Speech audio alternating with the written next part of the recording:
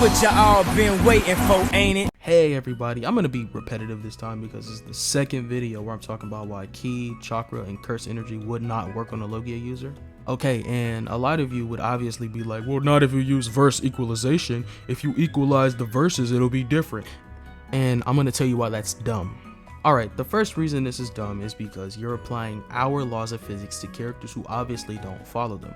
Now, a perfect match, an absolutely perfect match, and a perfect example of this is Gojo versus Kizaru. Now, obviously, both One Piece fans and Jujutsu Kaisen fans would say, oh, it's a wash, it's a blowout, to both characters losing.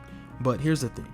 Using verse equalization and applying the real laws of physics to both characters, let's just say Gojo's infinity, for example. It prevents objects and whatever else from actually ever reaching him. But here's the thing.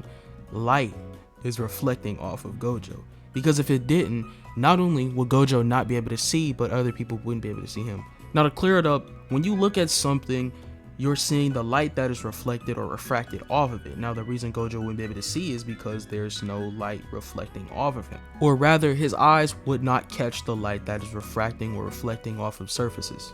Alright, well, if you're not as smart as me and you didn't pay attention in 3rd grade science class, you would ask me, well, how do you know that? And the simplest answer is because characters can see Gojo and we can see Gojo, and at no point in the story does Gojo simply become invisible, which is, yeah. So knowing this information, I don't really see any way that Gojo could avoid Kizaru's light speed attacks. Perhaps some of you would argue against me and say that Kizaru's light doesn't work like normal light, but obviously within the story, he reflected his light off of buildings to get to Scratchman and Pooh, so I don't want to hear that. So besides dodging the attacks, I don't really see any way for him to avoid it. If you can prove me wrong, I'm all ears. Okay, so now I'm going to talk about why it wouldn't work, because in my last point, I didn't really do that. But for my second point, I'm going to talk about just ease of convenience, or how something is written, for an example. So in my last video, I explained that it wouldn't work for the simple reason that these different energies are written differently.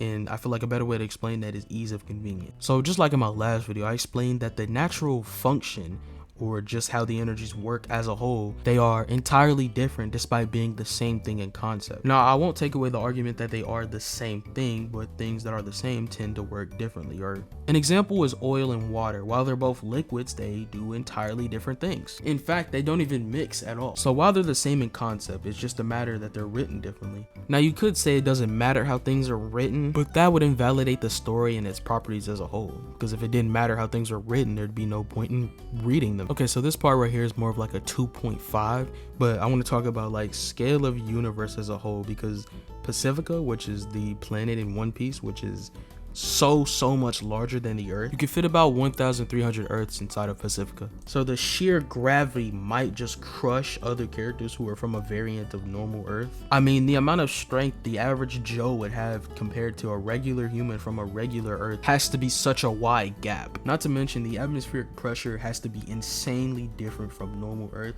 It'd probably be hard for a person from a variant of Earth to breathe on Pacifica. I mean, Pacifica is so large that it has multiple moons, and even one of its moons has a moon. And there's average people every day going about their lives on that huge, massive planet. Alright, for my third and final point, like last video, I discussed that the fluidity and the type of element that a Logia user transforms into is also a big factor in this kind of debate. Just like in the last video, I stated that it wouldn't be very smart or very easy to punch somebody who can turn their body into magma. It is the properties of magma that allow this intangibility, but it's also the fact that it's extremely hot, which grants him even more defense on top of that. Now that may seem like bullshit, but my main point really is, let's just say these other energies did work in the same way Haki did.